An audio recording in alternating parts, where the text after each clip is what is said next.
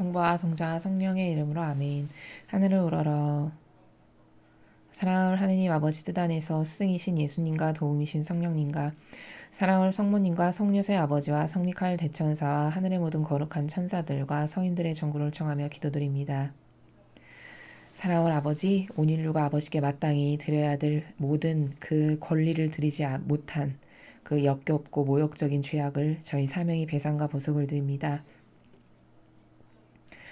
예수님과 어머니 하나 되신 성심을 통하여 아버지께 배상과 보속드리오니 부디 너그러이 받아주시옵소서.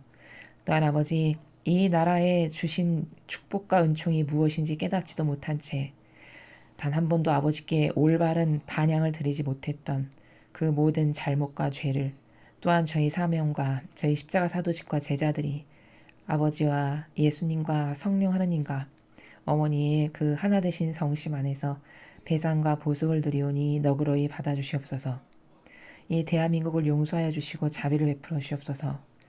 아버지께서 주시는 이 말씀 안에 담겨진 위대하신 아버지의 신적인 질서와 아름다운 그 다스림의 나라와 그리고 참된 사실로 감동밖에는 할 것이 없는 놀라운 아버지의 그 진리를 이 대한민국과 아버지께서 사랑하시는 전 세계에 살아가는 영혼들에게 사고방식과 정신과 마음 안에 아주 예리하고 날카로운 그런 송곳과도 같은 칼날로 꽂힘으로써 빛이 들어가 올바른 것을 똑바로 바라볼 수 있는 옳고 그름을 분별할 수 있는 영안을 온 인류에게 아버지의 사랑이 모두 주시옵기를 그 사랑을 받을 수 있는 인류가 될 수 있도록 자비를 베풀어 주옵기를 갈망으로 청원드립니다. 이 모든 기도 우리 주 그리스도를 통하여 비나이다. 아멘. 성부와 성자와 성령의 이름으로 아멘. 안녕하십니까. 하느님의 뜻 선교수도의 윤피아수녀입니다. 오늘은 주님 공연 대축일 바로 다음 날인 월요일입니다. 오늘도 아버지께서 이 성경 말씀을 통해서 우리에게 가르쳐 주시는 진리의 나라, 그 진리의 나라에서 우리가 과거에 우리의 인간적이고 신적인 것과는 전혀 상관없는 변질된 그런 사고방식을 이제 다 뜯어 고치고 아버지께서 주시는 이 말씀으로 새롭게 진리로 무장될 수 있기를 갈망하면서 오늘 주신 말씀 함께 보시겠습니다. 2020년 1월 6일 주님 공연 대축일 후 월요일입니다. 제1독서 요한1서 3장 22절에서 4장 6절까지의 말씀입니다. 사랑하는 여러분, 우리가 청하는 것은 다 그분에게서 받게 됩니다.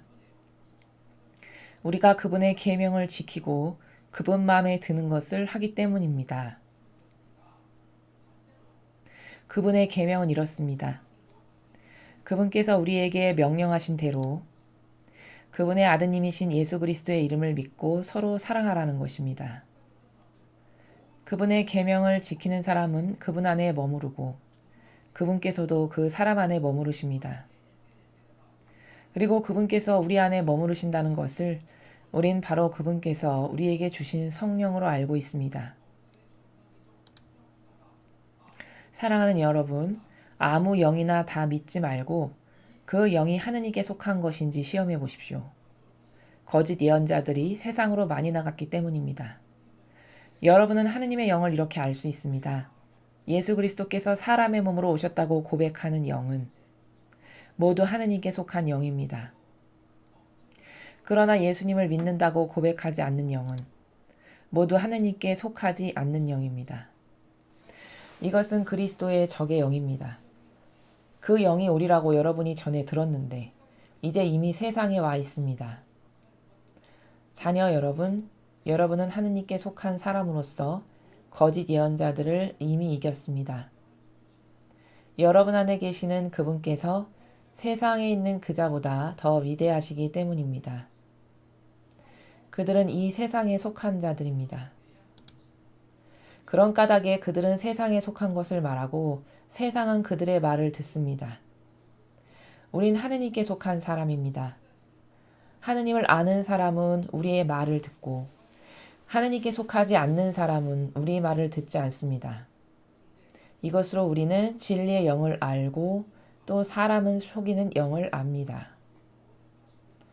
주님의 말씀입니다. 하느님 감사합니다.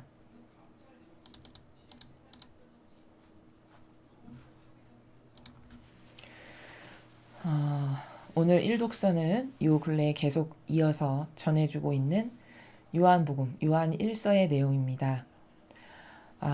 요한복음을 우리가 볼 때마다 제가 계속 감탄하게 되는 것은 정말 사도 요한은 본질의 세계에 대해서 너무나도 잘 깨닫고 발견하여 그 하느님의 은총으로 잘 깨닫고 발견하여 전하고 있구나라는 것을 우리가 발견하게 됩니다.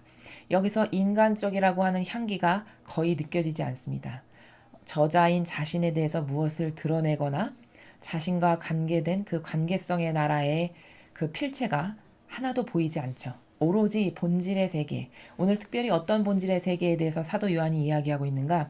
영의 세계, 영이란 과연 무엇인가? 영이란 과연 무엇인가라는 관점의 나라에서 지금 성도들에게 깨닫게 하고 있는 것입니다. 그래서 좀 살펴보면 처음에 이렇게 이야기하고 있습니다. 사랑하는 여러분, 우리가 청하는 것은 다 그분에게서 받게 됩니다. 우리가 그분의 계명을 지키고 그분 마음에 드는 것을 하기 때문입니다. 자, 청하는 것이 있으면 어디에게서 받는다? 사람에게서 받는 것이 아니라 하느님에게서 받게 되는 것이다. 마음에 갈망하고 청하는 것이 있다면 그것을 주시는 분은 누구시다? 하느님 아버지시다. 이렇게 이야기합니다. 자, 근데 그것을 받기 위해서는 질서가 하나 있어야 됩니다. 그건 뭐냐? 그분의 계명을 먼저 지키고 그분 마음에 드는 것을 하기 때문에 우리가 청하는 것이 있으면 받을 수 있는 것이다. 이렇게 이야기합니다.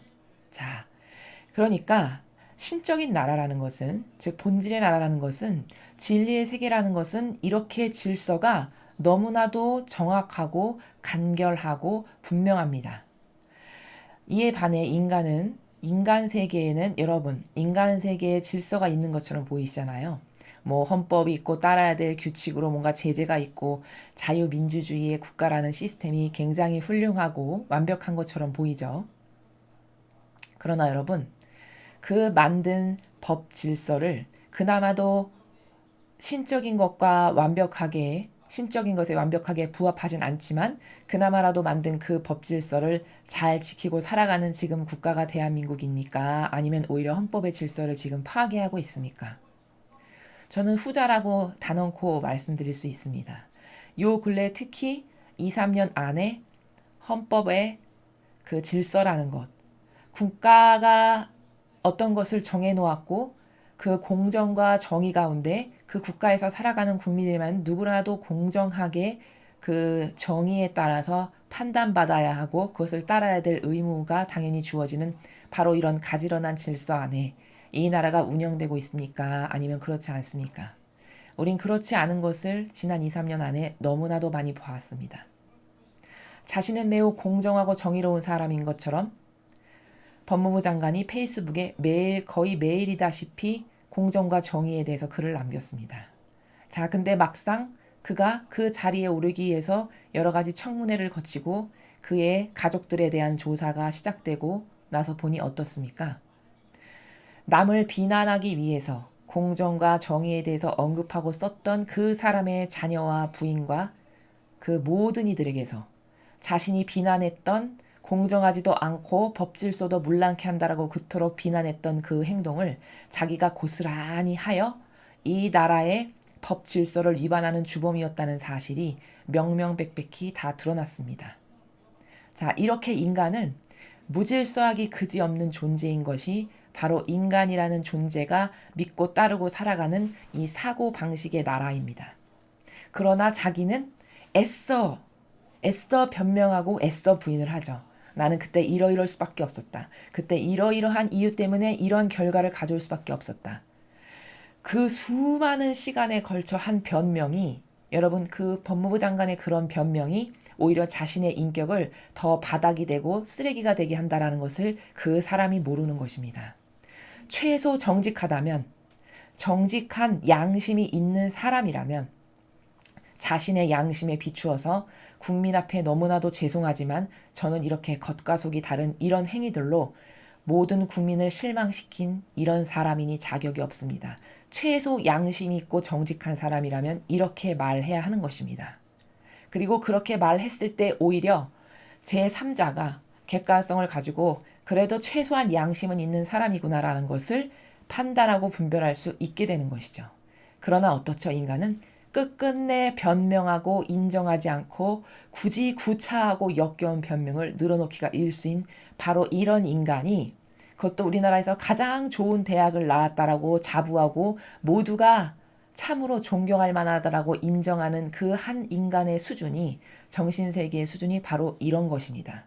이런 사람에게, 이런 정신의 수준의 사람에게 과연 이러한 신적 질서에 명확하고 정말 정직밖에는 없는 이렇게 아름다움으로 가득한 질서의 세계를 어떻게 그 사람이 따르고 받아들이고 지키고 이것을 추구할 수 있을까요? 이것은 동과 서가 먼 것처럼 완전히 정반대의 사고방식에서 살아가고 있는 저급한 인간의 한 단면을 그 영혼을 통해서 우리가 바라볼 수가 있는 것이죠. 사도 요한은 오늘 영이란 무엇인가에 대해서 이야기하기에 앞서 먼저 이렇게 하느님의 신적 질서의 나란 어떤 것인가 하고 분명하게 제시하고 있습니다. 즉 무엇을 영혼이 마음으로 갈망하고 청하고 바라는 것이 있으면 그것을 주시는 분은 누구실까요? 당연히 아버지십니다. 우리의 진정한 내 영혼의 본질의 아버지신 하느님 아버지가 주시는 것이죠. 그런데 아무에게나 이것을 막 주실 수가 없죠. 왜냐? 진리의 세계는 공짜라는 것이 있을 수가 없죠. 정직한 양심이 있는 인간도 절대 공짜를 바라지 않습니다. 모든 것은 다 노동의 대가든 어떤 여러 가지 희생과 고통이 재반시 되는 가운데 무엇이 얻어지는 것이 정직한 나라죠. 그렇기 때문에 진리라는 세계는 반드시 어떤 것을 갈망하고 원하는 것이 있으면 그것에 상응하는 희생과 고통과 노력과 기도와 이런 것들이 들어갈 때야만 아버지께서 그것을 바라보시고 부어주실 수가 있는 것이죠. 바로 이런 질서 정연한 원리와 법칙이 존재하는 것이다 라는 것입니다. 여기에 예외는 아무에게도 있을 수 없습니다. 모두가 다 동등한 너희는 형제다라고 말씀하신 그 나라에서 누가 반향을 잘 하느냐에 따라 이 시간은 단축될 수도 있고 더 많은 것을 하느님께로부터 선물과 은총으로 받을 수 있는 이런 각 개인의 역량에 따라 반향의 정도에 따라서만 달라질 수가 있는 것이지 여기에 어느 누구도 예외란 있을 수가 없는 바로 이런 너무나도 철두철미하고 아름답고 명백한 질서의 세계가 신적 나라다 라는 것을 우리는 먼저 깨달아야 합니다. 따라서 내가 아버지와 소통이 잘 되고 그분께서 주시고자 하시는 사랑을 받을 수 있는 존재가 되려면 나는 어떻게 달라져야 하는가? 내 정신과 사고방식은 어떻게 개조되어야 하는가? 이런 자숙과 자문의 이런 객관화의 세계를 매일 자기 자신에게 적용해야만 우리는 이 저급하고 역겨운 인간적이라고 하는 이런 일원적인 나라에서 더 이상 살지 않고 이것을 과감히 거부하고 더 높은 정신세계, 이토록 아름답고 고결하고 질서 정연한 이런 정신세계에서 나도 그분과 함께 용해되어 살아갈 수가 있게 되는 것입니다. 그것의 기본을 지금 이야기하고 있습니다. 기본은 뭐냐? 청하는 것을 받고 싶은데 그러려면 어떻게 해야 되냐? 먼저 아버지께서 주시고 이렇게 살아라 라고 주신 계명이 있죠. 그 질서에 내가 순명해야 되죠. 그 계명을 지킨다는 것은 아버지를 사랑하는 마음으로 아버지를 사랑하니까 내가 그분께서 주신 이 질서를 잘 지켜야지 라고 순종하려면 뭐가 들어가야 되죠? 당연히 희생이 들어갑니다. 내 것을 꺾고 내 것을 따르려고 하는 내 의지를 버리고 꺾어버리고 아버지 것을 따라야 하니 당연히 순종이 들어가는 것이죠. 이렇게 순종과 희생 가운데 아버지의 뜻을 따르겠습니다라고 하여 가지런한 정신의 나라로 내가 들어갈 때만이 하느님께서 주시는 그 모든 내가 원하고 바라는 것을 그때서야 아버지께서 부어주시기에 합당한 때가 되는 것이죠.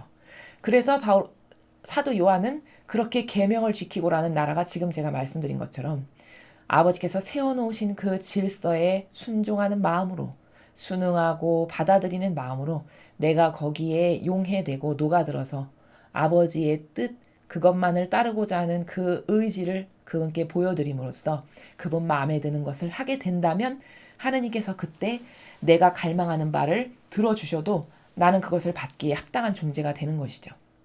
이런 질서를 지금 먼저 서두에서 이야기하고 있습니다. 그리고 그 계명을 지키는 자녀에게 원하고 갈망하는 것을 아버지가 부어주실 수 있게 되는데, 계명이 바로 뭐냐? 계명은 이렇습니다 라고 지금 덧붙여 설명을 합니다. 계명이 과연 뭐냐? 우리에게 명령하신 대로 그분의 아드님이신 예수 그리스도의 이름을 믿고 서로 사랑하라는 것입니다. 자, 그렇죠. 계명은 10가지인데 10가지의 계명을 요약 정리하면 한 나라의 단어로 정리되는데, 그것은 사랑입니다. 자, 그럼 그것을 좀 세분화해서 관점으로 나누면 이웃에 대한 사랑, 그리고 하느님에 대한 사랑, 이 두 가지의 나라로 분류할 수 있습니다. 먼저 우선시돼야 하는 것은 하느님 아버지에 대한 사랑입니다. 나를 창조하셨고 만드셨고 나에게 아름다운 그분이 만드신 모든 것을 함께 공유하시기 위해서 나를 창조하신 진정한 아버지, 그 아버지께 마땅히 자녀된 도리로서 드려야 되는 공경과 사랑의 정신이 있죠. 이 정신을 아버지께 드려야 하는 것이 자녀된 도리요 피조물된 도리다. 마땅히 해야 될 의무다라는 것이죠. 그 하나님에 대한 사랑과 또 그분이 나를 포함하여 내 주변에 이웃을 만드셨잖아요.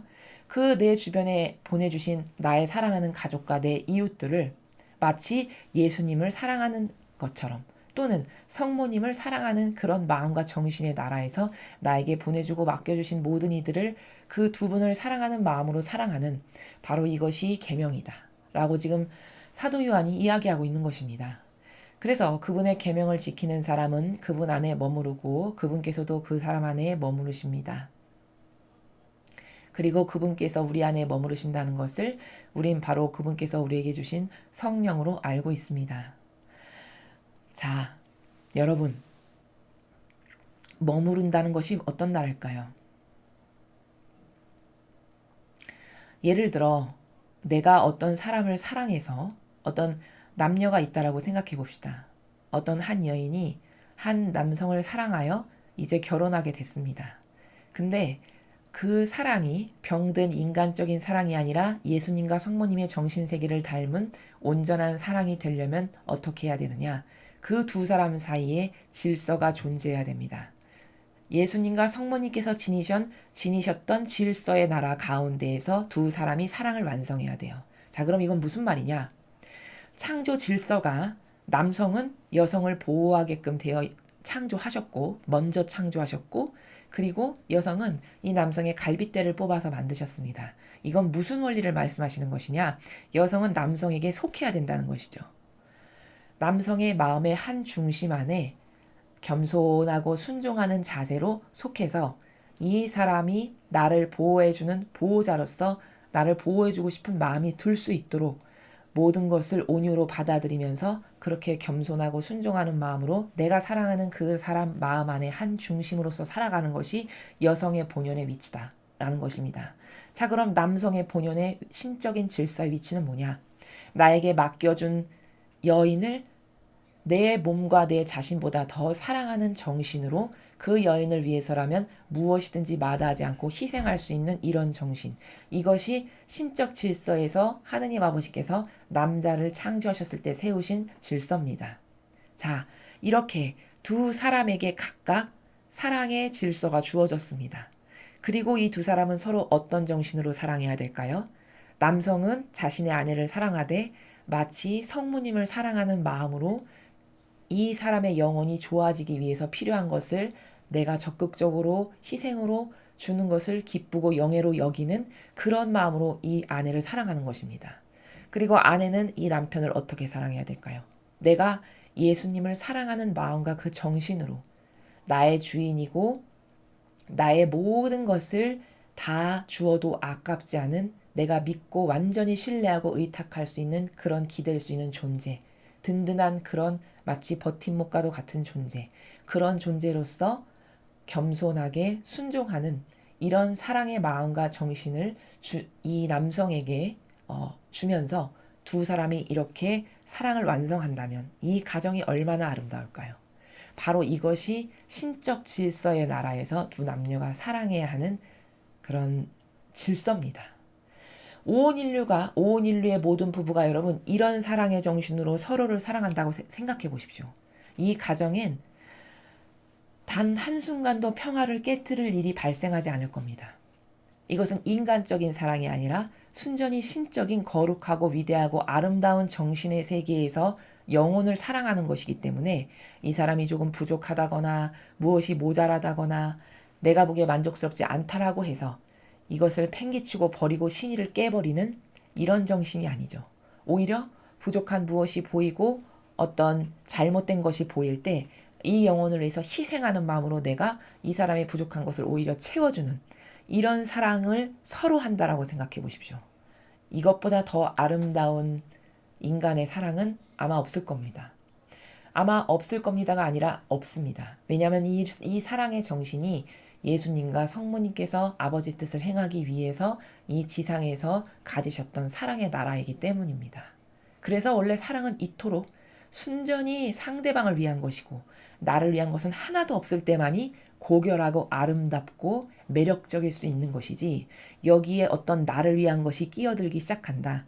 그럼 그때부터는 그것이 누룩이 되어 마치 암이 발생해서 점점 커지는 것처럼 그렇게 썩어 들어가기 시작하는 거죠.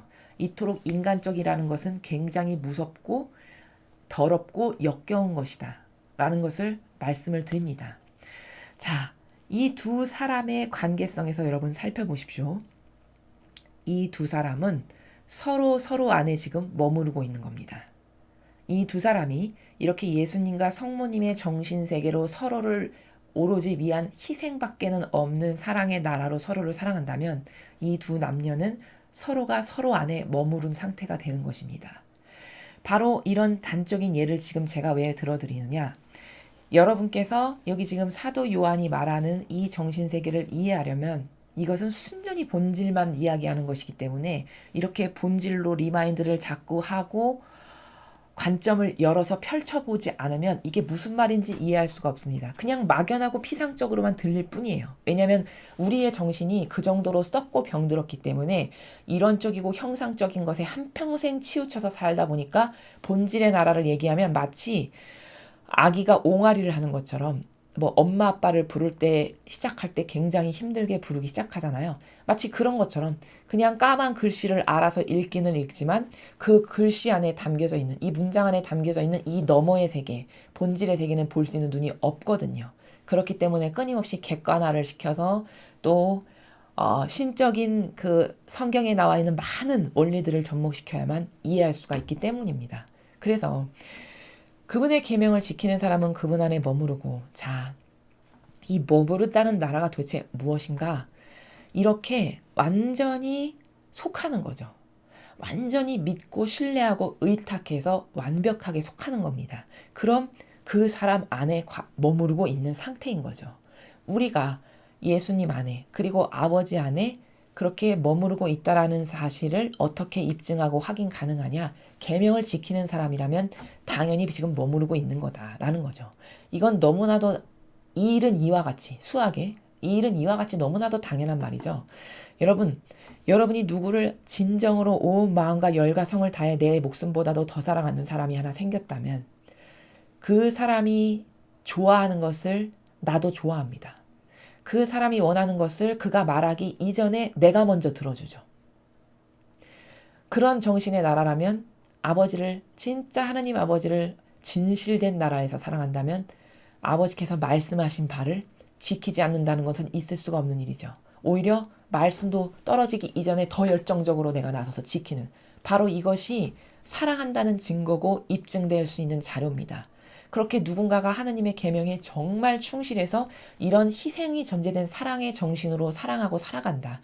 그럼 이미 그 사람은 하느님의 자녀요. 하느님의 뜻에 용해된 상태고 예수님과 성모님과 함께 살아가는 사람이라는 것이 입증된다라는 것을 지금 24절에서 이야기하는 것입니다. 그래서 내가 그분 안에 머무르고 있다라는 것은 내가 계명을 지키는가 라는 것을 통해서 입증이 되는 것이고 또한 내가 그분 안에 머무른다라는 것은 내가 그분의 정신세계에 용해돼서 함께 살아간다는 것은 역으로 바꿔 말하면 뭐죠? 예수 그리스도가 이미 내 안에서 사시는 것과 같다. 나라는 존재는 나는 완전히 버렸으니까. 내 계명을 지키려면 내 거는 버려야 되는 거잖아요. 내가 옳다라고 주장하고 맞다라고 내세울 것이 하나도 없는 상태죠. 난 하느님 것만 따라야지라고 해서 계명을 지키는 거니까. 그럼 내 것은 하나도 없으니 이 나라는 존재 안에 이미 예수 그리스도가 사시는 거죠. 그렇기 때문에 그분께서도 머무르신다라고 지금 사도 요한이 이야기하는 것입니다. 자, 그 다음에 4장 1절에서 이렇게 이야기하고 있죠. 사랑하는 여러분, 아무 영이나 다 믿지 말고 그 영이 하느님께 속한 것인지 시험해 봐라. 거짓 예언자들이 세상으로 많이 나갔기 때문이다. 사도 요한은 요 지금 서간을 보면 굉장히 분별에 대해서 심혈을 기울여서 여러 번 강조하는 것을 우리가 알 수 있습니다. 왜일까요? 이 시대에도 분별하는 것이 굉장히 중요했기 때문인 거죠. 왜 그럴까요? 많은 이들이 속았으니까요. 속고 있고 현재까지도. 그렇기 때문에 끊임없이 적그리스도가 누구고 거짓 예언자가 뭔지에 대해서 이렇게 본질의 나라에서 이야기합니다. 거짓 예언자가 세상으로 많이 나갔는데 여러분은 그게 거짓 예언자인지 진짜인지 가짜인지를 분별할 수 있는 눈이 없어서 맨날 속을 거니까 그렇게 속지 않으려면 어떻게 해야 되냐? 하느님께 속한 사람인가 아닌가 여러분이 자체적으로 시험해 봐라. 그 시험의 기준까지도 다 알려줍니다. 누가 진짜고 가짜인지 여러분이 분별할 수 있다. 이 이야기를 하는 것이죠. 그래서 바로 2절에 이야기하잖아요. 분별의 기준이 있다. 어떻게 하는 거냐? 당신이 직접 하느님의 영을 알 수 있는데 어떻게 확인할 수 있는 것인가? 예수 그리스도께서 사람의 몸으로 오셨다고 고백하는 영은 모두 하느님께 속한 영입니다. 자, 이 시대에는 예수 그리스도를 믿는다고 입으로 고백하고 마음으로 믿으면 구원받는 시대였습니다. 지금은 그런 시대가 아니죠. 지금은 성화의 시대이기 때문에 이때보다 영성의 단계가 더 높아졌어요. 그렇기 때문에 지금은 단순히 믿는다라고 고백한다라고 해서 구원되는 시대가 아니라 이 마지막 시대는 내가 제2의 예수님이여 성모님으로 직접 살아가야 되는 바로 그런 시대입니다. 그렇기 때문에 기준이 조금 더 높아진 것이죠. 높아질 수밖에 없는 것이 당연한 이치이고 섭리인 것이 제가 과학기술로도 말씀드렸죠. 과학기술이 시간이 지나면 지날수록 엄청나게 급속도로 발전하듯이 그럼 이 지금 현재 살아가는 사람의 과학기술은 과거와는 비교할 수도 없는 절대적 기준의 가치가 높아진 거죠. 마찬가지로 영적인 것도 과학기술이 발전한 것 똑같이 영적 세계도 굉장히 과거와는 비교할 수 없을 만큼 발전했다. 그래서 지금은 하나님의 뜻이 무엇인지 하나님의 뜻 영성이라는 것이 있다.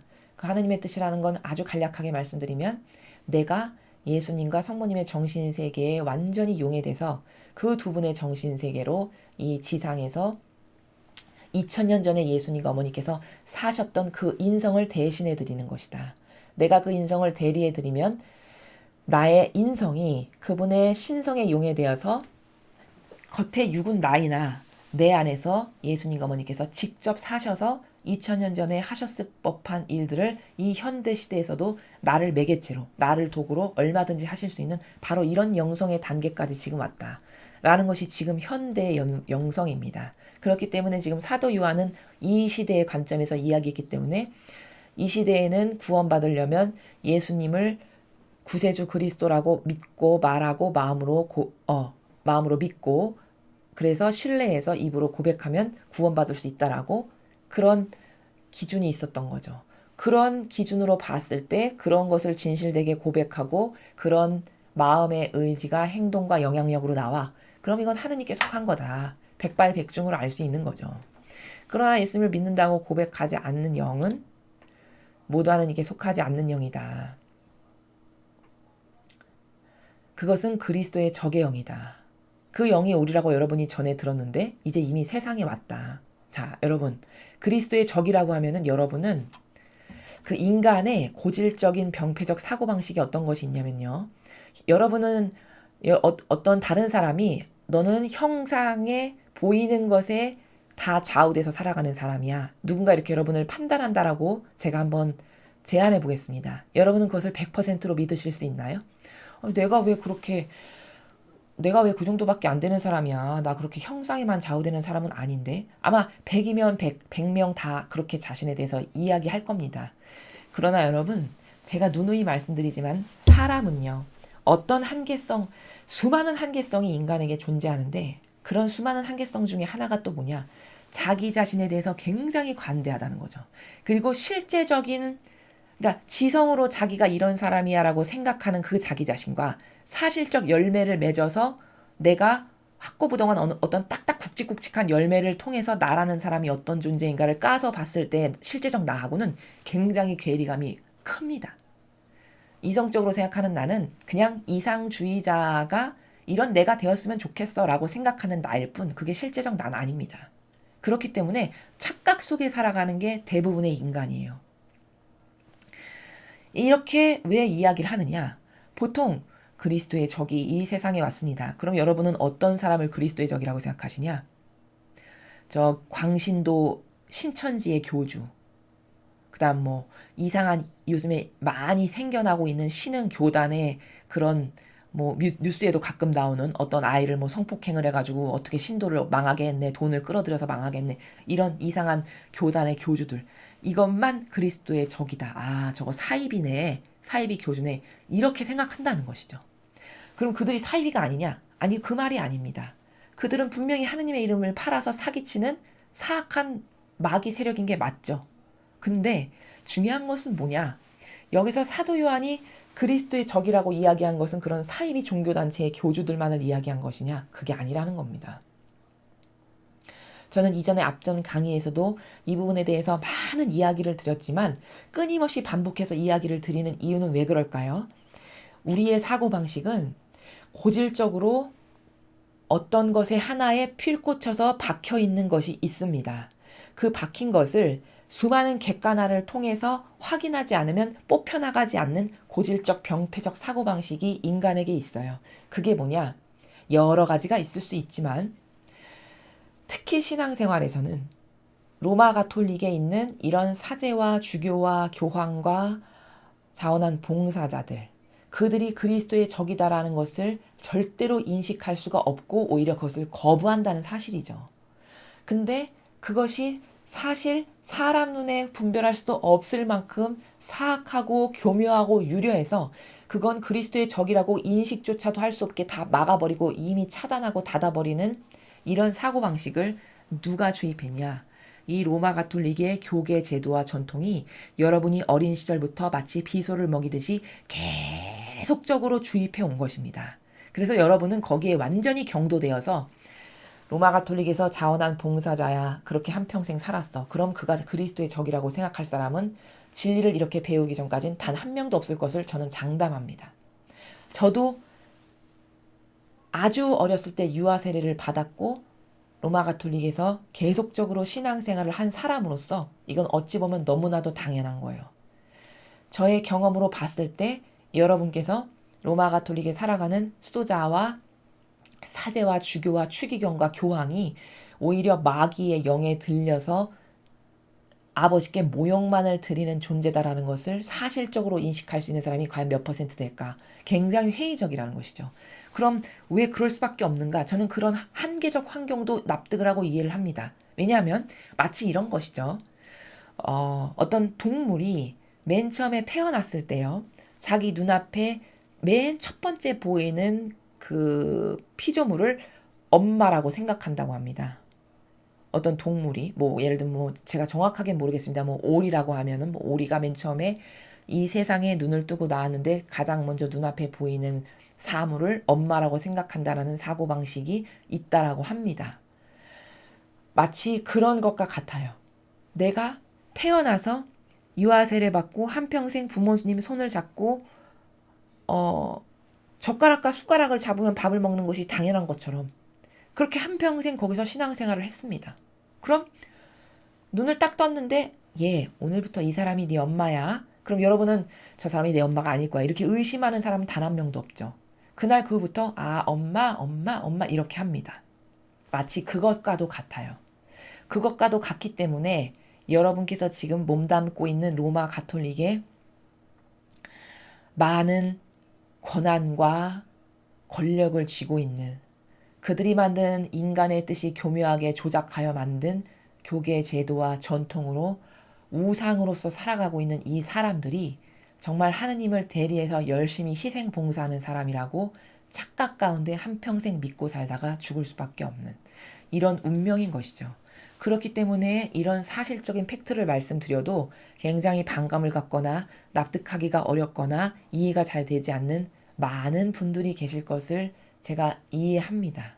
그러나 여러분, 우리 모두는요, 이 인간이라고 하는 존재가, 나라는 존재가 얼마나 어리석은지를 정말 사실적 팩트로 반드시 깨달아야 됩니다. 그건 남이 아니라 여러분 자신을 위해서입니다.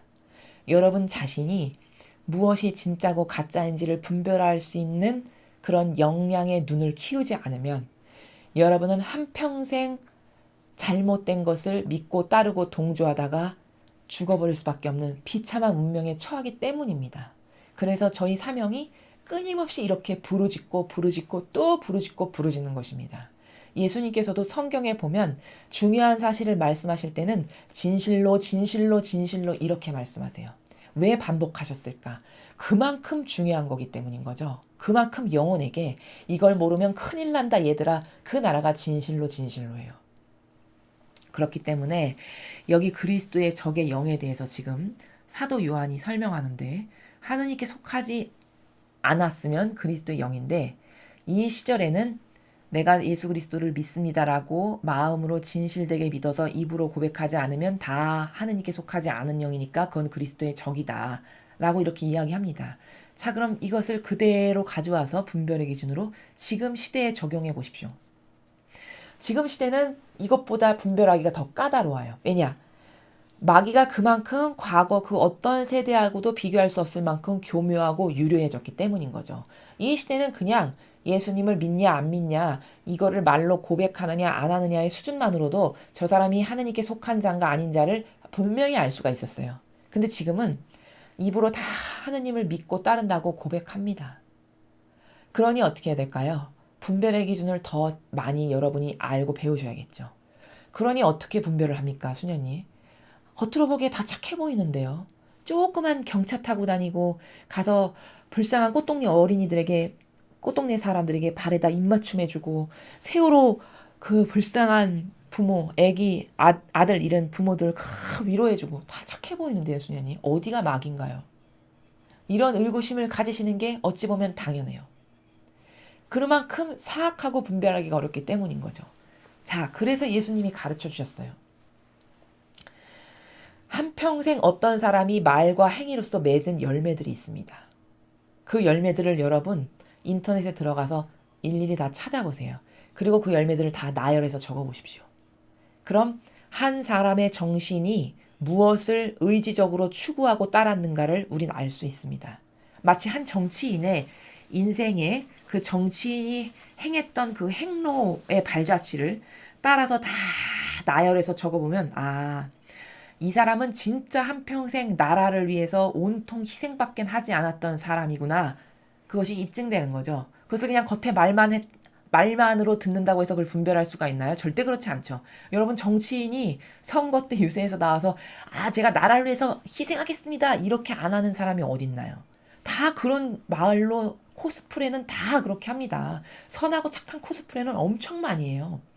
그럼 맺은 열매를 봐야죠. 진짜 나라를 위해서 희생으로 내놓은 게 있나? 나라의 경제를 얼만큼 발전시켰나? 나라의 수많은 국방과 안보와 외교와 정치, 경제, 현안 등에 대한 것을 어떻게 과거와 비교할 수 없을 만큼 국격이나 여러 가지를 상승시켰나? 뭐 이런 것들을 봐야 되는 거잖아요. 마찬가지입니다. 우리는 뭘 봐야 될까요? 예수님의 정신과 가르침과 모범이 무려 2000년도 전에 선포됐어요. 그럼 여러분, 과학기술이 이렇게 많이 발전할 만큼 수천 년의 시간이 흘렀으면 영적인 것도 그렇게 많이 발전했어야 맞는 거죠. 그게 타당한 거죠. 그럼 지금은 예수님과 같은 정신으로 살아가는 사람이 다여야 돼요. 교회에. 교회에 자원한 봉사자다. 그럼 아예 기본이 아주 그냥 희생은 전제된, 성도들을 위해서라면, 하나님을 위해서라면 그냥 목숨이 버리는 것이 아깝지 않습니다. 이런 정신과 의지로 무장된 사람이 기본 골자로는 이루어야 될 만큼 그런 정신으로 가득 찼어야 되는 거예요. 그러나 여러분 잘 생각해 보세요. 그런 정신으로 가득한 일꾼을 여러분은 몇 명 보셨습니까? 그런 정신으로 성도들을 위해서, 아버지 영광을 위해서 굵직굵직한 열매를 맺은 것을 여러분은 얼마나 많이 보셨는지요. 바로 이것이 그렇게 예수님의 가르침과 모범과 정신과 카리스마와 같지 않은 것을 매일 제단에서 선포하는 이들이 다 그리스도의 적입니다. 예수님의 가르침과 모범과 정신과 카리스마와는 다른 열매를 맺은 게 다 악의 세력에 속한 사탄이에요. 그것을 사도 요한은 이 시대의 기준에 맞게 이야기한 것입니다. 그래서 여러분은 교황의 발언 혹은 내가 살아가고 있는 이 동네의 추기경이 지난 몇 년간 했던 발언과 행동의 결과들 이런 것들을 찾아서 나열해 보십시오. 나열하면 일맥상통하는 것을 발견할 수 있습니다. 이게 성경에 어디 나오지? 이게 예수님의 어떤 정신과 닮았나? 요렇게 분석하시면 됩니다. 아주 쉬워요. 분별의 기준은. 가만히 있어봐. 이게 자기가 좋아지기 위해서 이런 것을 펴고 이런 말을 했나? 아니면 이건 하느님이 좋아지는 정책인가? 아, 이거 하느님이 좋아지는 게 아니라 자기가 좋아지는 건데 하느님은 안개꽃처럼 갖다가 놓은 거구나. 요런 것을 여러분이 분별하실 수 있어야 됩니다. 제주도에 한 주교님이 십자가의 길을 해야 되는 사순식인데 그거를 제주 4.3 사건을 끌어다가 십자가의 길 14철을 다 기도문을 바꿔서 그것이 마치 현대적인 해석이라는 명분하에 현대적인 해석이고 제주도민의 마음을 위로해주고 어루만지는 이런 좋은 일이다. 이런 해석하에 다 바꿨습니다. 그래서 제주도 도민은 뭔지도 모르고 십자가의 길을 4.3 사건으로 다 바꿔서 바쳤어요. 여러분, 이것을 어떻게 분별해야 될까요? 이렇게 해서 하느님이나 예수님께서 좋아지신 것이 과연 무엇이 있나요? 여러분, 진리가 시대가 바뀐다라고 해서 바뀌거나 변질돼도 되는 것인가요? 아니면 시공을 초월한 영원 불변의 것인가요? 아버지는 누누이 이 시대에 주시는 메시지에서 진리는 영원 불변한 거다 이렇게 이야기하십니다. 시대가 달라졌거나 환경이 달라졌거나 과학기술이 발전했거나 기타 등등의 여러 가지 조건 때문에 진리는 절대 달라지지 않는다. 이렇게 아예 선언적으로 말씀하셨어요. 그럼 이것은 여러분 어떤 열매라고 우리가 봐야 할까요? 이것은 순전히 정치적 목적이 있어서 사람들을 혼돈과 혼란 속으로 빠뜨리고 자신이 목적하고 달성해야 할 바가 있어서 교묘하게 끌어다 붙인 하느님을 팔아서 사악한 사탄 마귀인 것이죠. 이렇게 얼마든지 분별이 가능합니다. 이러한 것들이 제단에서 아주 흔하게 행해지고 있는 시대가 바로 이 시대입니다. 자, 하느님께서는 어떤 영혼을 좋아하시냐? 너희는 예와 아니오만 하여라. 그 이외에 다른 것은 다 악에서 나온 것이다. 이렇게 말씀하셨어요. 예수님께서. 자, 이 경우에 여러분은 과연 어떻게 하셔야 되죠? 아니요 하셔야 되는 겁니다. 이게 진리를 규범으로 따라야 될 기준은 저에겐 진리뿐입니다. 라는 것을 사실적으로 실천하고 살아가는 사람의 모습이에요.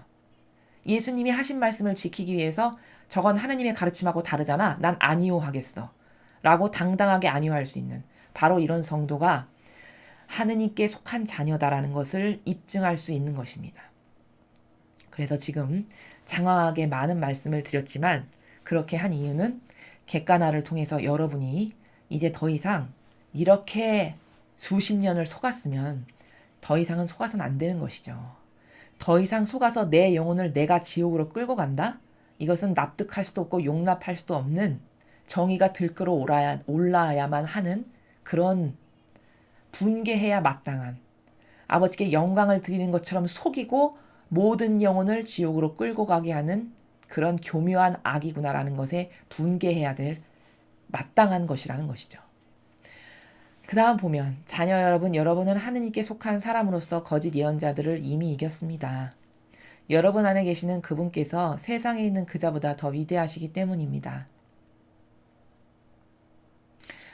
자, 세상적인 것과 영적인 것은 정반대의 나라임을 우리가 4절에서 알 수 있습니다. 인간적인 것과 영적인 것은 절대로 합치돼서 하나 될 수 없어요. 세상적인 것과 신적인 것은 절대로 하나 돼서 합칠 수가 없습니다. 합쳐질 수가 없어요. 타협될 수가 없는 동네 근본 자체가 다른 나라예요, 여러분. 그래서 예수님께서는 이렇게 말씀하시죠. 너는 둘 중에 하나만 선택해야 된다. 아까 예와 아니오도 같은 나라입니다. 너는 이것을 버리고 이걸 선택하든지 아니면 이것을 버리고 이걸 선택하든지 두 주인을 다 섬길 수는 없다. 이렇게 말씀하시죠. 그게 무슨 말씀이시냐? 바로 4절에 말하는 사도 요한이 지금 하느님께 속한 사람과 세상에 있는 자를 지금 구분해서 이야기하고 있죠. 세상과 하느님께 속한 사람은 절대로 합쳐져서 융합될 수가 없습니다. 그건 타협이라는 단어를 써야 맞아요. 타협하지 않는 다음에는 하나가 절대 될 수 없어요. 하느님께 속한 사람이 되고 싶다. 그럼 절대적으로 세상적이고 인간적이고 자애심과 이기심과 자아만 따르는 내 거를 완전히 버리지 않으면 나는 하느님과 절대 하나 될 수 없습니다. 그렇기 때문에 사도 요한은 여러분은 하느님께 속한 사람으로서 거짓 예언자를 이미 이겼다는 게 무슨 말이냐? 여러분이 진리를 믿기를 오늘부터 각오하고 의지를 다졌고 사실적으로 봉헌을 드렸어. 아버지께. 그럼 여러분은 이제 이 순간 이후부터는 하느님께 속한 사람이다. 그렇기 때문에 본질적으로는 이미 거짓 예언자를 이긴 거다. 여러분이 따라야 될 가치 기준이 완전히 달라졌기 때문에. 바로 이 나라죠. 그리고 여러분이 거짓 예언자를 이기고 세상을 이기는 게 어떻게 가능한가? 여러분 안에 계시는 여러분이 따르고자 하는 기준이 이제 하느님의 뜻이잖아요. 진리잖아요. 신적 질서잖아요. 그럼 어떻게 되죠? 여러분의 정신과 마음 안에는 이미 예수님께서 사시기 시작하는 거죠. 받아들였으므로. 그럼 여러분 안에 여러분의 영혼을 좌우하고 여러분의 영혼을 다스리시는 그분께서 세상보다 세상의 마귀보다 예수 그리스도가 약하실 리가 절대 없죠. 이미 다 이긴 거랑 똑같다. 세상에 있는 그 자보다 세상에서 모든 사람을 어리석어서 속이는 사탄보다 예수 그리스도가 훨씬 위대하기 때문에 여러분은 이미 본질적으로는 거짓 예언자를 다 이긴 거와 똑같다. 이렇게 이야기하는 것입니다. 그들은 이 세상에 속한 자들입니다. 그들이 누구죠? 거짓 예언자, 이 위에서 말한 그리스도의 적, 하나님께 속하지 않은 영을 받아들인 자, 이게 다 그들이죠. 또 여기에 동조하고 협력하는 자, 이게 다 그들입니다. 그들은 세상에 속한 자들이다. 여기 이 세상은 여러분이 이론적으로만 아시는 이 세상, 우리가 살아가고 있는 세상, 물론 그것도 배제할 순 없지만 이 세상이라고 하는 것은 인간적이고 사욕과 욕망으로 가득하고 나밖에 모르고 희생 없고 고통 싫어하고 기타 등등 기타 등등 예수님과 성모님과는 다른 정신세계에서 살아가는 모든 인류가 세상에 속한 자들인 거죠. 그런 까닭에 그들은 세상에 속한 것을 말하고 세상은 그들의 말을 듣습니다. 여러분 우리나라 속담에 유유상종이라고 있죠. 그거 정말 맞는 속담이거든요. 옛날에 어르신들이 얼마나 지혜로우신지를 우리가 발견할 수 있는데 이게 바로 유유상종이죠. 사람은 마음속에 품은 의지를 행동으로 뿜어낼 수밖에 없습니다. 그러기 마련이에요. 예수님과 성모님의 정신세계가 너무나도 위대하고 아름답고 매력적이기 때문에 성경에 보면 예수님이 별 말씀 하시지도 않고 그냥 지나만 가셨는데도 사람들이 마치 귀신에 올린 것처럼 예를 들면 뭐에 홀린 것처럼 이렇게 따라가고 그 마리아 막달레나가 반향하는 것을 보면은 그냥 너 내 제자가 돼서 이제 나랑 같이 다니렴 뭐 이런 방구에 말 없었는데 너는 이제 용서받았다. 나도 너의 죄를 묻지 않으니 너도 다시는 죄를 짓지 말거라. 이거 한마디 하셨거든요. 용서받았다는 거. 근데 너무나도 감동하고 탐복하고 너무 매력적이고 아름다우시니까 그냥 그날로 그 길로부터 이제는 예수님을 따라다니는 이런 여인이 돼요. 그건 왜 그럴까요? 그분의 정신세계가 가지고 있는 것이 겉으로 뿜어져 나오기 마련인 거거든요. 그래서 예수님의 정신세계 그 고결하고 아름다움과 풍요와 온갖 절대적 질서가 가득하여 보기만 해도 매력적이고 황홀경에 빠질 만큼의 그 아름다운 나라를 영혼이 느낀 거죠. 이 영혼이. 그 인간 안에 본질적으로 가지고 있는 영혼이 그 성령 충만하신 예수님의 영에 반향을 하는 거죠. 그래서 그런 행동을 자기도 모르게 하는 거예요. 그러니까 부활하시고 예수님께서 무덤에서 이제 부활하셨을 때 얼마나 마리아 막달레나가 예수님을 사랑했으면 첫 번째로 뛰어가가지고 가장 먼저 만난 영광을 누리게 되잖아요. 그만큼 예수님에 대해서 절대적으로 믿고 신뢰하는 여인으로 완전 바뀐 거죠. 사고방식의 정신세계의 나라가. 자, 이 얘기를 왜 드리냐. 사람은 마음의 의지로 갖고 있고 담은 것을 뿜어내고 말하기 마련입니다. 그것이 아우라와 카리스마로 나오기 마련이에요. 그렇기 때문에 사도 요한은 그 나라를 지금 이야기하기를 세상에 속한 것을 말하는 사람이다. 즉 이 세상이 뭔지 이 단어의 나라를 말씀드렸습니다. 순전히 인간적이고 육적이고 사욕과 욕망과 자기주의와 자기 뜻, 자기 선, 기호, 경향 이런 인간에게 속한 5만 가지 속성, 자기만을 아는, 내가 좋아지기를 바라고 갈망하는 이런 것을 추구하는 게 다 세상에 속한 것이에요. 그렇게 세상에 속한 것을 말하는 사람은 그것을 좋아하는 사람들이 믿고 따르기 마련인 거죠. 그러니까 유유상종의 나라라는 것이죠. 근데 우리는 어떠냐? 사도 요한이 얘기하기를 이 지금 서간을 읽는 여러분은 어떠냐? 아, 나는 이제 이런 건 다 버리겠어. 이것은 추잡하고 역겨운 것이구나. 내가 한평생 속았네. 그렇다고 내 영혼이 좋아지는 것도 아니요. 내가 이 자아와 육을 따른다라고 해서 내 영혼이 좋아지길 하나, 하느님이 좋아지시길 하나. 뭐야, 맨날 손해보는 짓만 여태 한평생 하고 살았네? 이게 답이거든요. 이것을 깨달은 사람은 이제 이것을 과감히 버립니다. 아, 나는 완전 속았구나. 육에게 한평생 속아서 살았구나. 이것을 정말 리얼하게 깨닫잖아요. 그럼 버리지 말라고 해도 버릴 수밖에 없어요, 여러분. 왜냐? 사람은 하나님이 축복하신 지성이 있기 때문에 어떤 옳고 좋은 것을 발견하게 되면 그것을 잡기 마련이거든요. 근데 여기 잡는 것에 어떤 사람은 잽싸게 빨리 잡고 어떤 사람은 깨달은 바가 느려서 늦게 잡을 뿐. 정도의 차이가 여기서 반향의 정도가 갈릴 뿐. 진실된 걸 깨달으면 사람은 그것을 추구하기 마련이거든요. 그렇기 때문에 사도 요한은 그러나 내 말을 귀담아 듣는 여러분은 이미 이것을 듣는다는 사실만으로도 이 말에 감동하고 이것을 따르기로 마음을 먹었다는 사실만으로도 하느님께 속한 거다. 하느님을 아는 사람은 우리 말을 듣고 하느님께 속하지 않는 사람은 우리 말을 듣지 않는다. 사도 요한이 내가 이렇게 하느님의 나라에 대해서 지금 어떤 나라고 영이라는 것은 무엇이고 아버지는 어떤 분이시고 우리는 그것에 부합하지 않은 어떤 이상한 것을 쓰레기로 끌어안고 살고 있고 기타 등등의 많은 이야기를 드렸어요. 이것을 귀담아 듣고 이것을 실천하고 내 것으로 만들려고 하는 사람들이 있잖아요. 그런 사람들은 하느님께서 축복하신 사람들이에요. 이미 그 축복을 받은. 하느님께 속한 사람들이기 때문에 그 사람들의 영혼에게 축복을 부으시기 합당하니까 부으신 거죠. 그래서 알아듣는 거죠. 그래서 하나님께 속한 사람은 알아들을 수밖에 없다라는 것이죠. 근데 속하지 않았다? 그럼 절대 우리의 말을 인정하지도 받아들이지 않고 듣지도 않을 것이다. 라고 이미 선언하고 있습니다.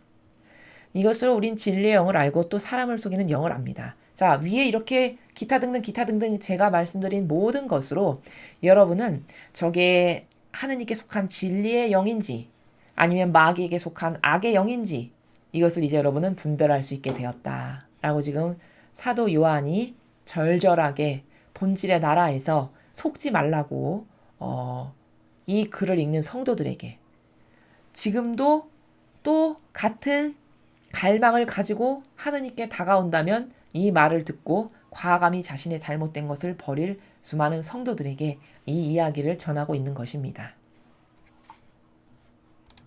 자, 그럼 오늘의 복음을 이어서 함께 보시겠습니다.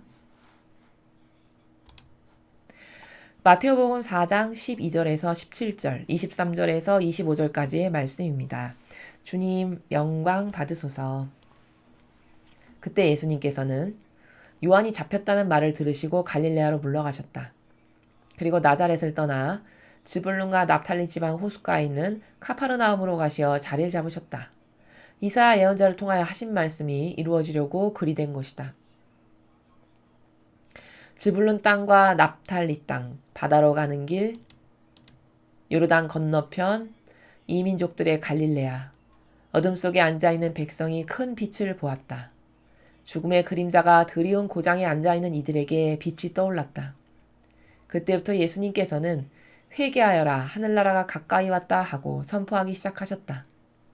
예수님께서는 온 갈릴레아를 두루 다니시며 회당에서 가르치시고 하늘나라의 복음을 선포하시며 백성 가운데서 병자와 허약한 이들을 모두 고쳐주셨다. 그분의 소문이 온 시리아에 퍼졌다. 그리하여 사람들이 갖가지 질병과 고통에 시달리는 환자들과 마귀 들린 이들, 간질병자들과 중풍병자들을 그분께 데려왔다. 예수님께서는 그들을 고쳐주셨다. 그러자 갈릴레아, 데카폴리스, 예루살렘, 유다, 그리고 요르단 건너편에서 온 많은 군중이 그분을 따랐다. 주님의 말씀입니다. 그리스도님 찬미합니다.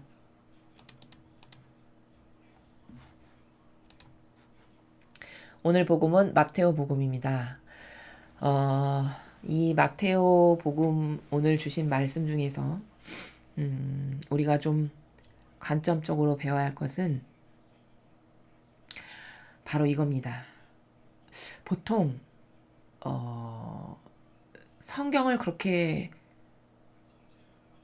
뭐랄까 하느님의 그 참된 가르침이고 이게 사실적인 피상적이고 막연한 게 아니라 이게 사실적이고 진짜 일어났던 그 일을 우리가 그대로 전해 듣고 있는 거라는 이런 것에 대해서 확신이 없는 분들이 많이 계세요.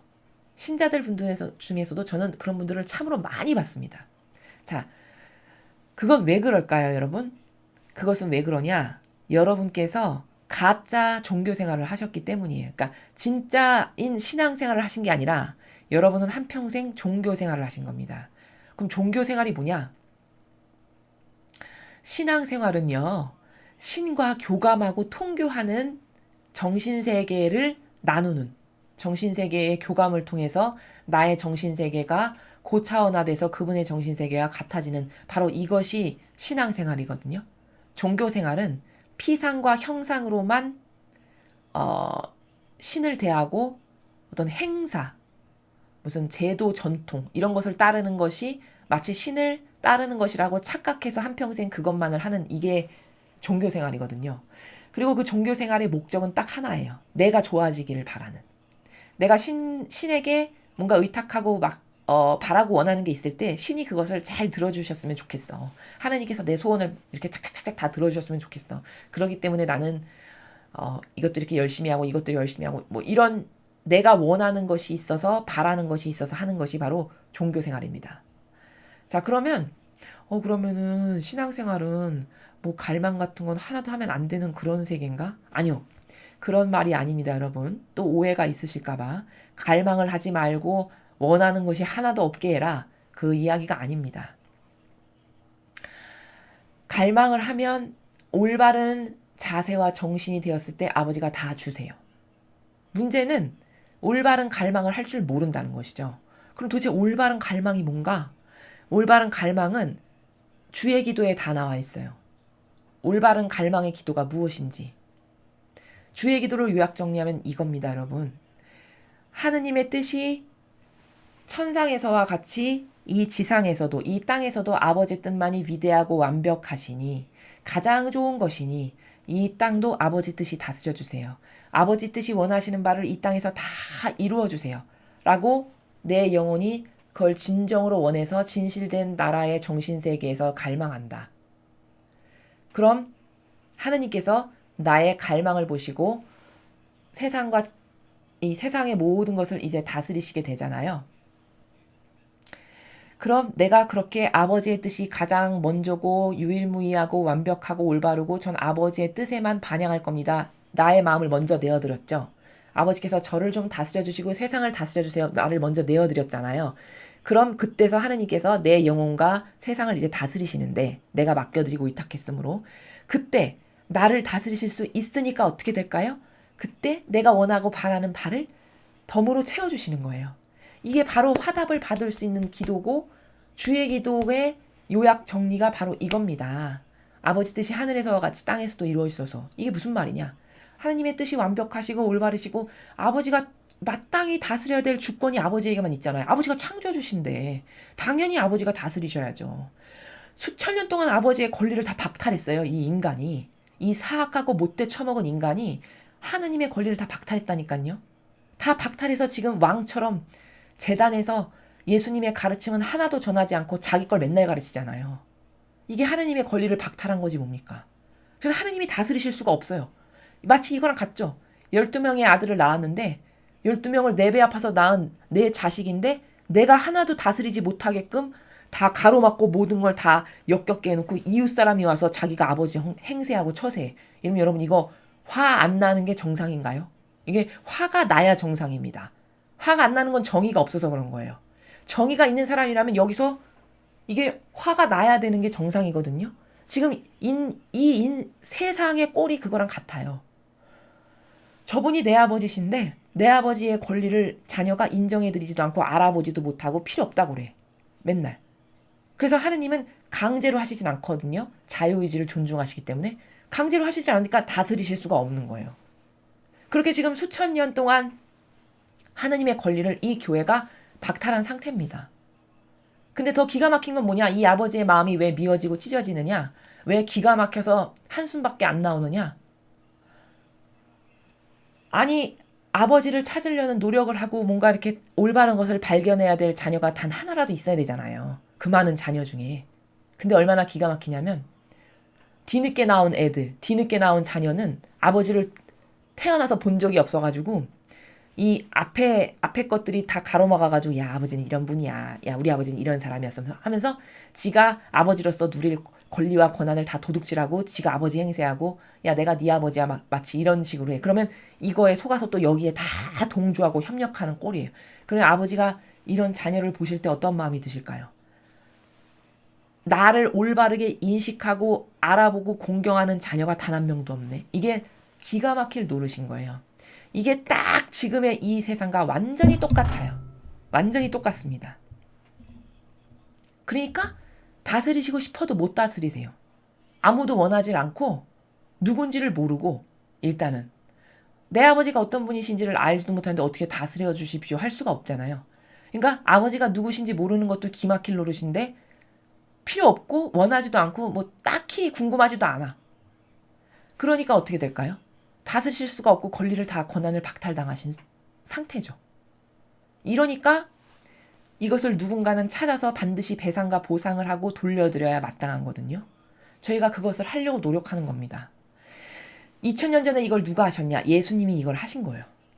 이 지상에 오셔서 이 한심하고 기막힌 현실을 아무도 배상과 보석을 하지 않고 아버지께서 받으신 고통의 배상과 보석하기는커녕 아버지가 누구신지도 몰라. 찾지도 않고 원하지도 않고 갈망하지도 않고 관심이 없어. 그러니까 어떻게 하신 거죠? 오셔서 온갖 고통과 순환은 다 받으셔서 배상과 보석은 배상과 보석대로 다 하시고 또 아버지가 어떤 분이시라는 것은 12명의 제자와 가는 곳곳마다 가르치시면서 아버지는 이런 분이시다. 신적인 나라는 이런 거다.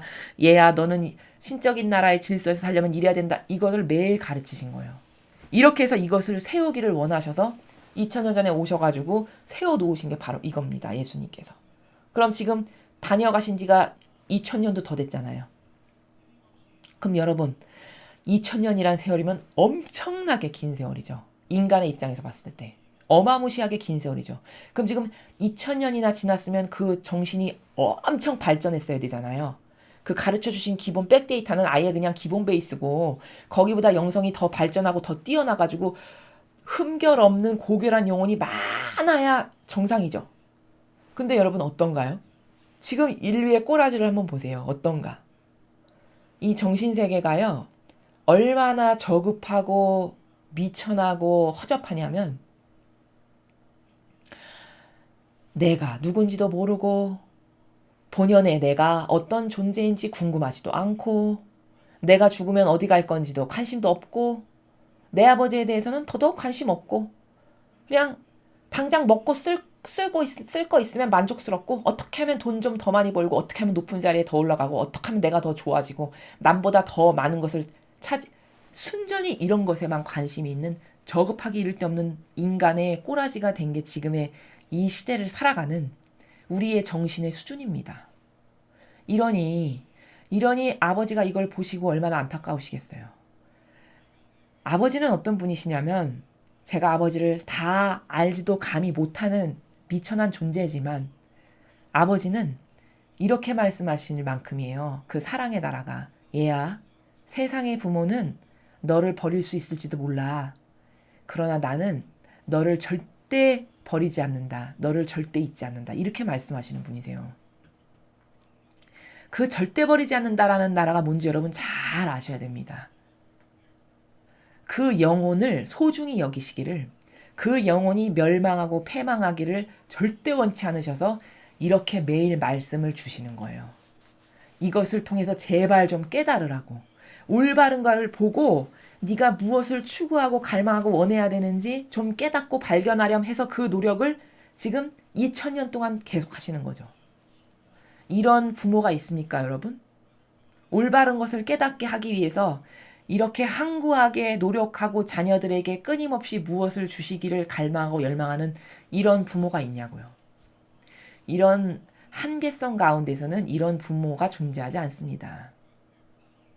이런 아버지께 수천 년 동안 매일같이 모욕만을 드리고 살아온 게 우리라는 존재예요. 얼마나 많이 회개를 해야 될까요? 얼마나 많이 배상과 보복을 해야 될까요, 여러분? 이건 감히 상상할 수 없을 만큼이라는 것을 제가 그냥 어렴풋이 좀 알아요. 그러니까 우리는 참 정말 진리가 없으면은 나는 정신불구자구나. 이걸 우리가 깨달아야 됩니다. 제가 진리를 배워보니까 진리를 깨닫고 나서 제가 가장 먼저 통회하고 가장 먼저 눈물 흘렸던 것은 나는 만약에 하느님을 이렇게 사실적인 하느님으로서 모르고 진리를 만약에 모르고 죽었다 살다가 그럼 나는 비참 자체였겠구나. 비참한 존재 그냥 그 자체 이상도 이하도 아닌 비참한 자체. 그것밖에는 나에게 허용되지가 않는 나는 그런 수준이었겠구나. 제가 이걸 발견하고 엉엉 울었습니다. 여러분도 저와 같은 그런 자신의 객관화를 통해서 많은 것들을 발견하시길 바래요. 너무 서두가 길었는데요. 오늘 마테오복음을 통해서 제가 왜 이렇게 막 큰 자꾸 그림에서 무엇을 이야기하려고 하는 것은 왜 그러냐? 성경을 너무나도 피상적이고 막연하고 마치 그런 나라 있죠. 무슨 소설책을 읽는 듯한 나라. 그러니까 뭐 이솝우화를 읽으면 교훈이 있네. 옛날에는 뭐 이랬구나. 재미있네. 마치 이런 나라. 이런 나라로 대한다는 거죠. 성경을 대할 때. 이게 진짜고 이게 그 나라의 역사에 전승되어서 이게 기록되었던 사실인데 사실적 진실인데 그런 사실적 진실의 나라에서 성경을 대하지를 않는다는 거죠. 그런 대하는 나라가 없는 거죠. 그 왜 그러냐? 그건 여러분의 잘못이라기보다는 이 교회의 사악한 악이 여러분이 본질을 바라볼 수 없도록 눈과 귀를 닫아버리는 역할을 매일 했어요. 매일같이 소경이 되도록 비소를 매일 먹였단 말이죠.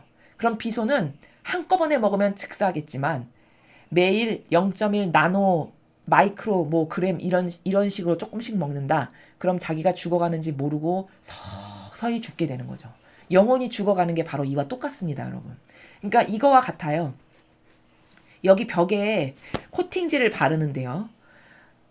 차라리 두꺼운 페인트로 그냥 한번 싹 바르면은 이거를 떼어내기는 오히려 쉬운데 아주 얇은 코팅제 있잖아요. 아주 얇은 페인트. 눈에 그냥 한 겹 칠하면 보일락 말락할 정도로 얇은 거.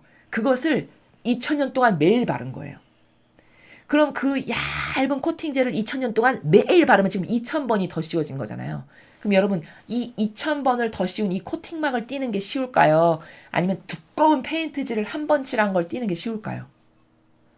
이건 당연히 물어보나 마나 2000번을 얇은 페인트로 칠해놔가지고 눈과 귀를 닫아버린 이것을 뜯어내는 게 너무 어렵다는 것을 누구나 인정할 수밖에 없죠. 바로 우리 정신의 영혼의 상태가 지금 이거와 같은 거죠. 그렇기 때문에 본질을 이해하는 게 너무 어렵고 힘들고 막연하고 굉장히 잘 팍팍 안 와닿고 그런 건 다 왜 그러냐. 지금 아직 눈과 귀가 열리기에는 한평생 내가 듣고 맞다라고 생각하고 믿어 의심치 않았던 이 세계의 코팅막이 벗겨지는데 시간이 걸리는 것이죠. 그러니까 여러분 만일 저희의 강의를 들으시는데 이렇게 뭔가 팍팍 와닿지 않고 이해가 안 된다. 그렇다 하시더라도 중단하지 마십시오. 중단하거나 끊지 마시고요. 성실한 마음과 정신의 자세로 매일 들으세요. 그러다 보시면 개인의 차만 있을 뿐이지 여러분이 언젠가는 이 본질의 세계의 눈이 열리는 날이 반드시 옵니다. 이것은 사람에 따라서만 그 역량에 따라서 혹은 반영하는 정도에 따라서 차이가 있을 뿐이지 저는 반드시 열린다는 것에 확신해요. 그가 마귀를 따르고자 하는 강력한 의지가 있지 않고서야 그래도 나는 선한 지향이 있고 하느님을 믿고 싶고 나도 옳은 것을 하고 싶고 한평생 올바른 것을 좀 지향하다 죽고 싶다는 옳은 의지가 있는 사람이라면 아무리 오래 걸려도 반드시 뚫리고 열릴 테니 여러분은 믿고 매일 듣고 공부하시기를 제가 지금 미리 권고를 드립니다. 그래서 이렇게 장황하게 이야기를 한 이유는 여기 지금 예수님께서 이런 병자를 고치시고 회당에서 가르치시고 마귀 들린 사람 이런 사람을 다 고치시는 이런 예수님의 업적이 나오잖아요. 근데 놀라운 건 뭐냐면 성경이 왜 그토록 놀랍다라고 제가 강조하냐면 여기 14절에 이사야 예언자를 통하여 하신 말씀이 이루어지려고 글이 된 것이다. 이 한 문장의 나라를 지금 설명하기 위해서 이렇게 장황하게 말을 많이 한 거예요. 왜냐하면 자, 여러분, 하느님은 보통 교회에서 이런 얘기 많이 하시죠. 알파요 오메가이신 하느님 아버지, 이런 얘기 들어보셨습니다. 자, 알파요 오메가라는 건 뭐냐? 시작부터 마침까지라는 거예요. 그럼 하느님이라는 분은 어떤 분이시냐면 시작부터 마지막 종말의 마지막 시대에 이르기까지의 일을 한눈에 다 보실 수 있는, 그러니까 손바닥 그냥 이 안에 그런 차원이 다른, 시대가 다른 모든 일이 그냥 마치 쫙 펼쳐져서 모든 것을 다 보실 수 있는 이런 분이라는 거거든요. 그러니까 성경에 그렇게 나오잖아요. 예레미야 예언자에게 나는 네가 태어나기 전부터 너를 점지했다. 네가 이런 예언자가 돼서 이런 일을 할 거라는 것을 다 내 계획 안에 있는 거다. 이런 말이거든요. 그게 어떻게 가능한가? 시공을 초월하신 분이에요. 알파요 오메가예요. 그러니까 인간은 차원이 한시적이어서 갇혔고 볼 수 있는 게 한시적이고 그래서 근시안적인 소경인 거거든요. 근데 하나님은 그렇지가 않으세요. 하나님은 통째로 다 알고 통째로 다 가늠이 가능하시고 이 통째로 다 다스림이 가능하신 분이에요. 그러니까 여기 14절에 나온 나라는 뭐냐면 이미 예수님께서 오셔서 어떤 것을 하실 거고 무슨 사명을 이루시고 이때는 어떻게 하실 거고 이런 게 다 이미 있으신 거죠. 천상 나라에. 이미 세워졌고 그걸 이제 사실적으로 오셔서 행하시기만 한 뿐인 거예요. 그걸 아버지가 다 아시는 거죠. 그러니까 14절의 말씀이 이사야 예언자는 예수님이 탄생하시기도 대략 한 750년 전에 활동하던 예언자거든요. 그럼 여러분, 사람의 이성으로 생각하기에 눈에 보기는커녕 태어나기도 700여 년 전에 있었던 사람이 예수님께서 오셔서 무슨 일을 하실 것을 어떻게 합니까? 이거는 이론적인 차원에서는 불가능한 세계죠.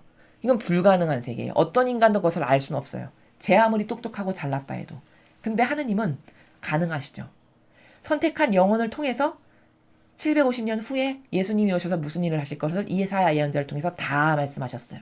그래서 제가 이사야 예언서 설명할 때 이사야 예언자는 예수 그리스도가 탄생 이전에 이렇게 활동했던 사람인데 주로 어떤 것에 대해서 말씀하신 분이냐면 예수님의 사명, 예수님이 어떤 일을 하실 건가, 그리고 예수님이 어떻게 태어나셨는가, 이런 것에 대해서 주로 이야기한 사람이다. 제가 이렇게 말씀드렸습니다.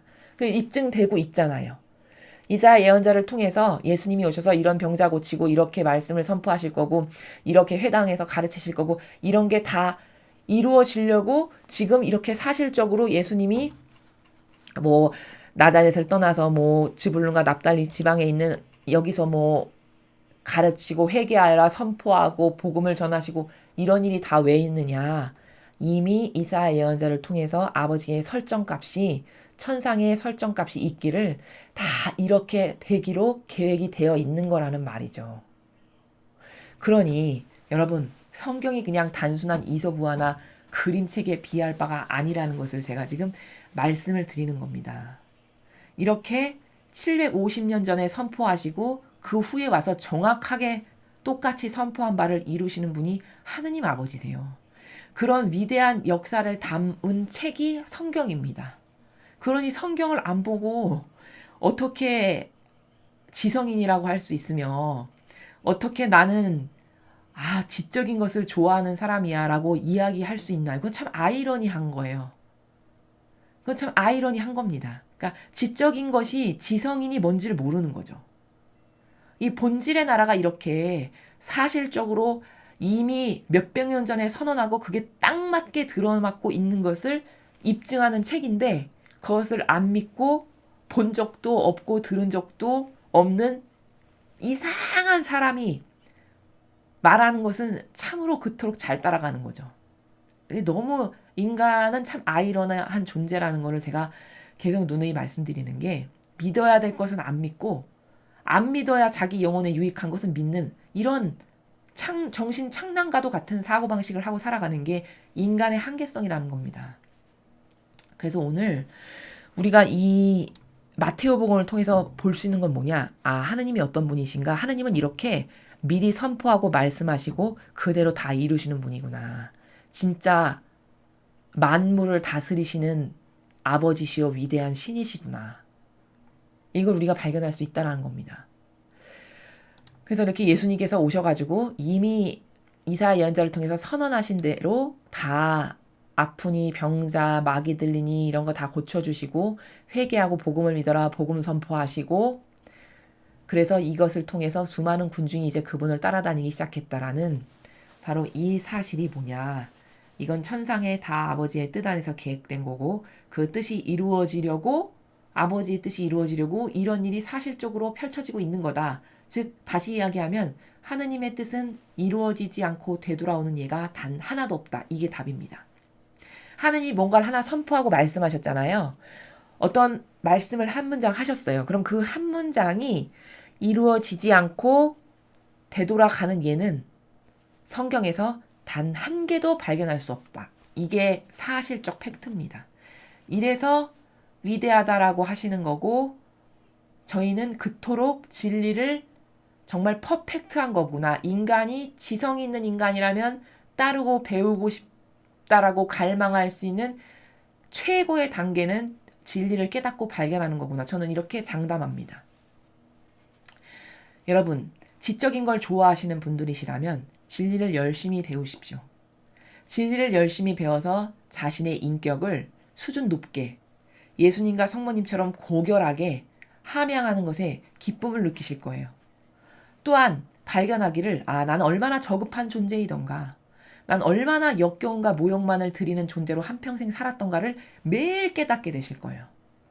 그렇게 많은 객관화를 통해서 자꾸 나의 인간적인 것을 버리게 되고 인간적인 것을 버리면 버릴수록 신적인 것으로 채워주십니다. 뭔가를 부으려면 통이 비워야 부어질 수 있잖아요. 나의 이 사고방식에 역겨운 인간의 뜻만 가득한데 어떻게 아버지가 부어주실 수 있겠습니까? 부으실 곳이 없는데. 순전히 나의 잘못이거든요. 그러나 내가 이런 것을 발견해서 계속 버리기를 과감히 적극적으로 버린다면은 그 빈 공간만큼 하느님이 분명히 채워주시고 그 채워진 것 때문에 여러분은 점점 더 많은 것을 갈망하게 될 겁니다. 성경에서 예수님은 이것을 이렇게 이야기하셨어요. 받은 자는 더 받게 될 것이다. 하지만 가진 게 없는 자는 가진 것마저도 빼앗게 될 것이다. 이게 무슨 말이냐. 그렇게 진리를 열망해서 계속 여러분이 비워내서 하나님의 것을 점점 더 받아들이게 되면 어떻게 될까요? 열망과 갈망이 더 뜨거워지겠죠. 보이는 만큼 갈망하기 마련이니까요. 그러니까 점점 더 받게 되는 거예요. 더 갈망하고 더 버리니까. 바로 이 나라를 예수님께서 그렇게 말씀하신 것이거든요. 그래서 우리는 하느님이 정말 그 어떤 과학이나 수학보다도 정확한 프로세스 가운데 모든 것을 하시는 분이시구나. 이게 진짜 보통 이런 편견이 많아요. 신앙 이러면 굉장히 사람들이 생각하기에 그냥 되게 심약하고 비과학적이고 그냥 믿을 게 없어가지고 그냥 그런 신에게나 의탁하는 존재? 뭐 이런 식으로 생각하시는 분들도 있으시더라고요. 저는 당당히 말하건대 정반대입니다. 믿을 것이 유일무이하게 의탁하고 기쁨으로 갖고 싶은 것이 이것밖에 없어서 여기에 올인하는 거거든요. 이 지상에서 욕심이 많으면은 올바르된 욕심을 취해야죠.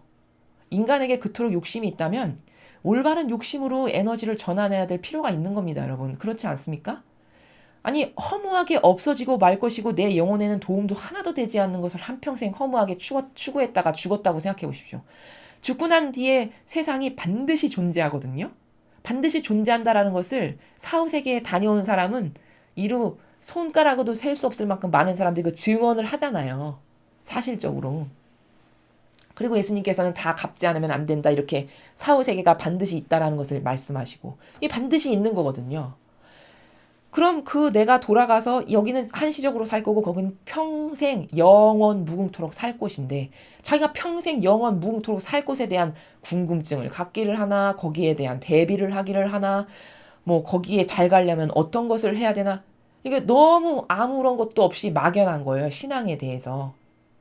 이게 지금 거꾸로 돼야 되는 거거든요. 여러분 한시적인 것에 누가 그렇게 열심히 투자합니까? 영원히 지속될 것에 투자해야 되는 것이 맞죠? 사실적이고 논리적으로. 근데 거꾸로 산다니까요. 이렇게 인간은 모순 덩어리 자체예요. 모순 덩어리 자체.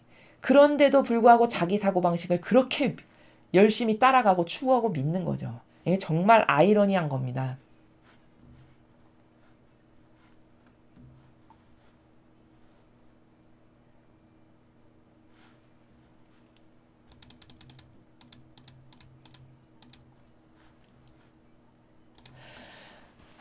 그래서 우리는 진리를 대하면 대할수록 어떤 것을 자꾸 하게 되냐? 자기 자신에 대한 객관화, 그리고 세상에 대한 객관화, 하늘나라에 대한 객관화를 자꾸 하게 돼요. 그리고 하느님이 어떤 분이신가에 대해서 자꾸 발견하게 되고 궁금하게 되고 그 아름다움에 매혹되게 되고 더 알고 싶고 더 갈망하고 싶고 나도 그 세계에 가고 싶고 이렇게 되는 거거든요.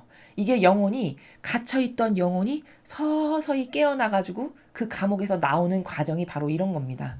그래서 우리는 이런 것을 가르쳐 주시는 하느님께 정말 너무너무 감사드리고 이렇게 본연의 자신을 하루빨리 찾아가지고 하루라도 한 시간이라도 더 빨리 찾아가지고 잃어버린 그 영혼의 나를 찾아서 그 본래의 나로 살아가는 이 비참함에서 벗어나서 본연의 나로 살아가는 우리 모두가 되기를 하느님 아버지 뜻 안에서 간절하게 저도 여러분과 함께 기도드립니다. 이상으로 2020년 1월 6일 주님 공연 대축일 후 월요일 복음 해설을 마치겠습니다. 감사합니다.